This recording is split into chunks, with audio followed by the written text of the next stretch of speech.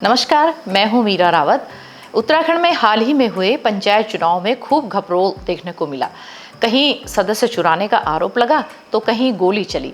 इस सारे घपरोल पर सोशल मीडिया से लेकर सड़क पर खूब हंगामा हुआ। चुनाव के बाद अब उत्तराखंड निर्वाचन आयोग सबके निशाने पर है। अब आयोग के खिलाफ कांग्रेस ने भी मोर्चा खोल दिया है। नैनीताल में वोट चोरी के आरोप लगाते हुए कांग्रेसी नेता राजभवन जा धमके। कांग्रेसी नेताओं का आरोप है कि नैनीताल जिले में पंचायत अध्यक्ष पद पर वोटिंग के दौरान उनके सदस्यों को भाजपा खकोड़ कर ले गई और चुनाव आयोग ने किसी भी तरह की कार्रवाई नहीं की।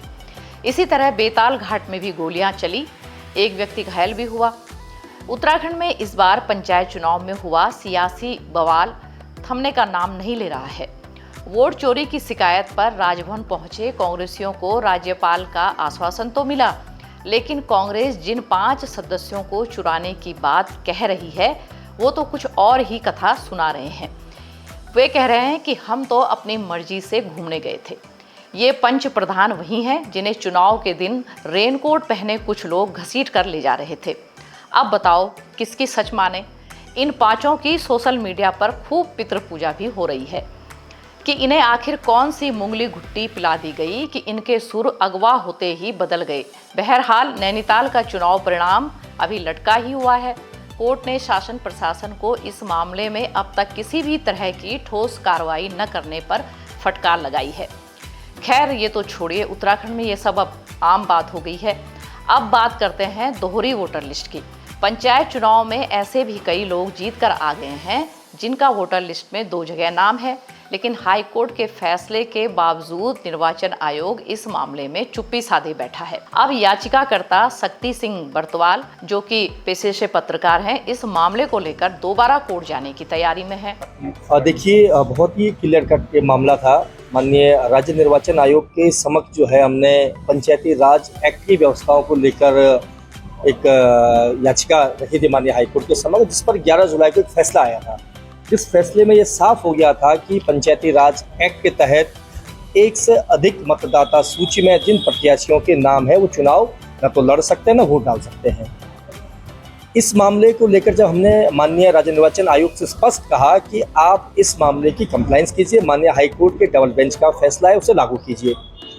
माननीय राज्य निर्वाचन आयोग ने ये न करते हुए बल्कि एक याचिका माननीय हाईकोर्ट के समक्ष 14 जुलाई को प्रस्तुत की कि इस जो स्थगन आदेश है इसको खारिज किया जाए, जिससे माननीय हाईकोर्ट ने ये कहते हुए खारिज कर दिया उनके मामले को कि आपके मामले पर हम सुनवाई नहीं कर सकते हैं, क्योंकि पंचायती राज एक्ट के तहत राज्य में चुनाव होने हैं। सबसे गजब की बात यह कि राज्य निर्वाचन आयोग की जो हरधर्मिता है और जो संवैधानिक उल्लंघन राज्य निर्वाचन आयोग ने किया है, आज हमने दोबारा से उन्हें चेतावनी दी है और दोबारा से चेताया है कि राज्य में जो पंचायती राज चुनाव चल रहे हैं वो 2 चरणों में चल रहे हैं। प्रथम चरण के चुनाव जो है वो संपन्न हो गए हैं। द्वितीय चरण के चुनाव में जिला पंचायत अध्यक्ष, जिला पंचायत उपाध्यक्ष, ब्लॉक प्रमुख, जेस प्रमुख और कनिष्ठ प्रमुखों का चुनाव होना है। अब यहाँ पर सबसे महत्वपूर्ण है कि 11 जुलाई का जो माननीय हाईकोर्ट का स्थगन आदेश है वो सीधे सीधे ऐसे प्रत्याशियों पर और ऐसे मतदाताओं पर सीधे लागू होता है जो आज की द्वितीय चरण की चुनाव प्रक्रिया में प्रतिभाग कर रहे हैं। हमने राज्य निर्वाचन आयोग से स्पष्ट किया है कि कल जो मतदान होगा ऐसे प्रत्याशियों से हलफनामा लिया जाए कि अगर आपका नाम एक से अधिक मतदाता सूची में है तो आपका निर्वाचन निरस्त किया जाएगा।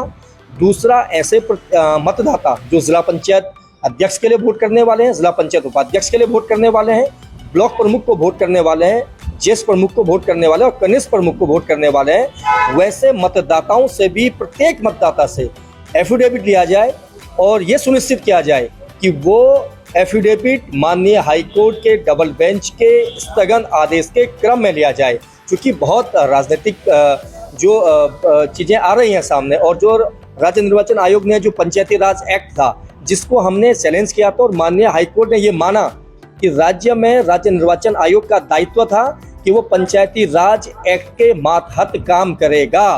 किसी भी संस्था को अपनी मर्जी से काम करने का अधिकार नहीं है। सारी संस्थाएं देश के कानून से, देश के संविधान से और राज्य द्वारा बनाए गए एक्ट के तहत गवर्न होती हैं। यानी सीधा सीधा था राज्य निर्वाचन आयोग को इस पंचायती राज एक्ट 2016 यथा संशोधित 2019 कि धारा 9, उपधारा 6 और 7 का पालन करना था, जिसका पालन राज्य निर्वाचन आयोग ने आज तक नहीं किया है। ये सीधे सीधे माननीय हाई कोर्ट के डबल बेंच के फैसले की अवमानना है। ये अवमानना न सिर्फ एक हाई कोर्ट की अवमानना है, बल्कि एक संवैधानिक संस्था की अवमानना है। राज्य में ऐसी संस्था, जो संस्था अपनी हठधर्मिता पर उतारू है, संस्था ने अपने आंखों पर जो है काली पट्टी बांध दी है, हम उसे बेनकाब कर रहे हैं और लगातार बेनकाब कर रहे हैं। हमने शुरू दिन से कहा है कि हम किसी व्यक्ति के खिलाफ नहीं हैं, किसी सरकार के खिलाफ नहीं हैं, किसी विभाग के खिलाफ नहीं है। हम राज्य निर्वाचन आयोग की उस व्यवस्था पर चोट कर रहे हैं। हम राज्य निर्वाचन आयोग को बार बार ये चेता रहे हैं कि आप असंवैधानिक कृत्य कर रहे हैं। आपने एक नोटिफिकेशन जो है 13 जुलाई को राज्य निर्वाचन आयोग ने निकाला, जिसमें ये कहा कि याचिकाकर्ता शक्ति सिंह बरतवाल के फैसले पर माननीय हाईकोर्ट ने स्थगन आदेश पारित किया है। ये 13 जुलाई का फैसला है जो माननीय राज्य निर्वाचन आयोग ने जारी किया। लेकिन जब आपने सिंबल आवंटन की प्रक्रिया को ये कहते हुए रोक दिया कि 11 जुलाई का स्थगन आदेश है, तो 11 जुलाई का स्थगन आदेश तो आज भी खारिज नहीं हुआ। 11 जुलाई का स्थगन आदेश तो आज भी यथावत है। फिर आपने 14 जुलाई को किस आधार पर ये क्लियरिफिकेशन जो आपने लिखा कि माननीय हाईकोर्ट ने क्लियरिफिकेशन किया, माननीय हाईकोर्ट ने 14 जुलाई के फैसले को न तो कोई क्लियरिफिकेशन किया, ना ही कोई रियायत माननीय राज्य निर्वाचन आयोग को दी है। यानी कि ये मनगढ़ंत जो कल्पना थी, जो कानूनों को बिना जाने पहचाने माननीय राज्य निर्वाचन आयोग के सचिव ने, कमिश्नर ने जो संवैधानिक कृत्य किया है, संविधान का गला घोंटा है, उसके खिलाफ हमारी लड़ाई लगातार जारी है। हम इन्हें एक्सपोज करके रखेंगे और हम अब इस लड़ाई को बड़े स्तर पर लेके जाने वाले हैं, क्योंकि ये एक ऐसा मामला आने वाला है कि राज्य में अगले 5 साल जो ऐसे प्रत्याशी चुनकर आए हैं, पूरे जनपदों में 12 के 12 जनपदों में इलेक्शन पिटीशन की बाढ़ लगने वाली है। आज भी कम से कम 6 जनपदों में दर्जनों इलेक्शन पिटीशन पर हमारे उस फैसले पर सुनवाई चल रही है। तो क्या राज्य निर्वाचन आयोग ये चाहता है कि अगले 5 साल जो जनप्रतिनिधि चुनकर भेजा है जनता ने, वो काम ना करे, वो इलेक्शन पिटीशन में चलता रहे? आखिर ऐसी परिस्थितियां पैदा किसने करी? ये राज्य निर्वाचन आयोग ने पैदा करी। और ये सवाल हमारा सीधे सीधे राज्य निर्वाचन आयोग से है कि आखिर असंवैधानिक कृत्य आपने क्यों किया। जब आपने 13 जुलाई को एक नोटिफिकेशन जारी किया, जिस नोटिफिकेशन में आपने कहा कि 11 जुलाई के फैसले के आधार पर हमने सिंबल आवंटन की प्रक्रिया रोकी है, तो 11 जुलाई का फैसला तो आज भी यथावत है।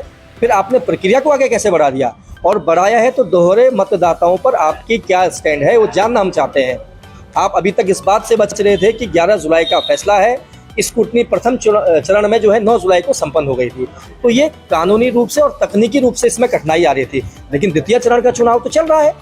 द्वितीय चरण के चुनाव में रिटर्निंग अधिकारी, जिला अधिकारी और जिले में जो चुनाव की बागडोर संभाल रहे हैं वो अधिकारी असमंजस में हैं, वो बड़े परेशान हैं। उन्हें डर है इस बात का कि वो कंटेम्प्ट का सामना उनको करना पड़ेगा। वो आज भी चाहते हैं कि राज्य निर्वाचन आयोग उनको क्लैरिफिकेशन दे और साफ साफ आदेश जारी करे कि आखिर ये कब इस पर निर्णय लेंगे। 2 जगह वोटर लिस्ट में नाम वाले जिला पंचायत व क्षेत्र पंचायत प्रमुखों के खिलाफ कार्रवाई तो होनी ही है, तो फिर निर्वाचन आयोग इस मामले में लेट लतीफी क्यों कर रहा है, ये समझ से परे है। बहरहाल निर्वाचन आयोग की कार्यशैली कहीं न कहीं सरकार को भी कटघरे में खड़ा करती नजर आ रही है। इस वीडियो में इतना ही। अगर आप हमारे वीडियो के बारे में कुछ सुझाव देना चाहते हैं तो कमेंट करके हमें जरूर बताएं। अभी तक अगर आपने हमारे चैनल को सब्सक्राइब नहीं किया है तो जल्दी से कर दीजिए। नमस्कार।